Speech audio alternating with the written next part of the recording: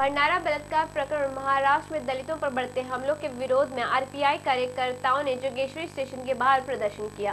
कार्यकर्ताओं ने महाराष्ट्र सरकार के विरोध में नारेबाजी और भंडारा प्रकरण के दोषियों के लिए तुरंत कार्रवाई की मांग की है। लगभग 100 कार्यकर्ताओं ने आरपीआई नेता संजय पखीराव और विजय कामले के नेतृत्व में प्रदर्शन किया। आज रिपब्लिकन पार्टी ऑफ इंडिया की ओर से आज जोगेश्वरी तालुका में हमारा जो उपोषण यहाँ जारी है। दलितों के ऊपर जो अन्याय होता है ये कोई नई बात नहीं है। बहुत सालों से दलितों के ऊपर अन्याय होते जा रहा है, लेकिन यहाँ की शासन ये मुर्दार शासन है। इसके लिए अन्याय इंसाफ देने के लिए वो कामयाब नहीं है। आर पाटिल का हम लोग हमेशा राजीनामा मांग रहे हैं, लेकिन उसने खुद ही राजीनामा दे के बाजू में होना चाहिए, क्योंकि उनके टाइम में बम स्फोट हुए हैं, उनके टाइम में खैरलांजी हुई है, उनके टाइम में नगर का हत्याकांड हुआ है, भंडारा का हुआ है, खैरलांजी में उनके राज में हुआ है, तभी भी इनको कोई हटाता नहीं है। शरद पवार को मालूम होना चाहिए कि ऐसे नाकामयाब लोगों को इस पद पे क्यों रखा गया है, कि जो इन लोगों को इंसाफ दे नहीं सकते, लोगों का संरक्षण नहीं कर सकते। इसलिए संरक्षण करने के लिए सक्षम ऐसा लोग होना चाहिए, और वो लोग उनके पास नहीं है। अगर उनके पास नहीं है तो उन्होंने ये तक छोड़ देना चाहिए, ये गादी छोड़नी चाहिए और बाजू में हटना चाहिए। ऐसा हम लोग का दावा है आरपीआई का।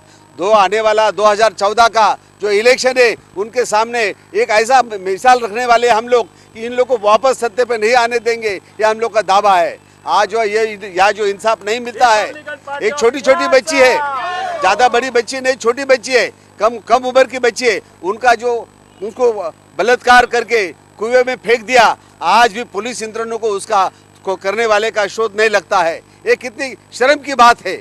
आज नगर में 3 जवान लोगों को मारा गया है, उनके बारे में भी अभी तक किसको शासन नहीं हो रहा है। शर्म की बात है। हर पाटना में, सातारा में हो गया, उधर भी कोई इंसाफ नहीं मिल रहा है। फिर हमारी जो पुलिस यंत्रणा क्या कर रही है?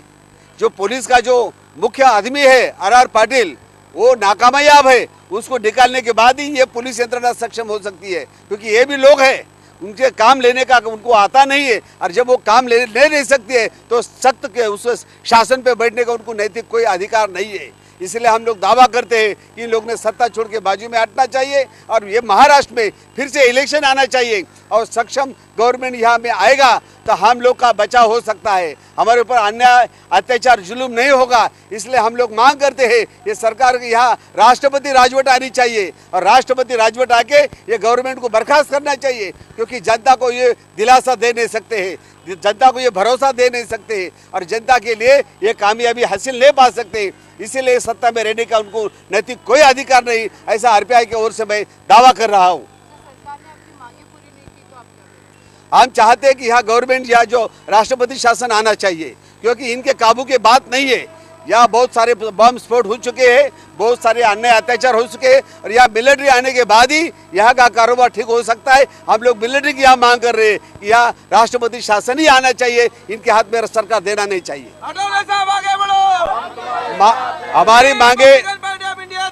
हमारी मांगे अगर पूरी नहीं हो जाएगी तो ये हमारा जो आंदोलन है ज़्यादा से ज़्यादा तीव्र करने का हम लोग कोशिश करेंगे, और पूरा देश में, पूरे महाराष्ट्र में और मुंबई में हर मोहल्ले में ये आंदोलन शुरू रहेगा। यहाँ घूमने फिरने भी देगा नहीं। आज राहुल गांधी मुंबई में आया है, उनके बहन के ऊपर अगर ऐसा कुछ होता था तो ऐसा घूम सकता था, क्या दौरा लगा सकता?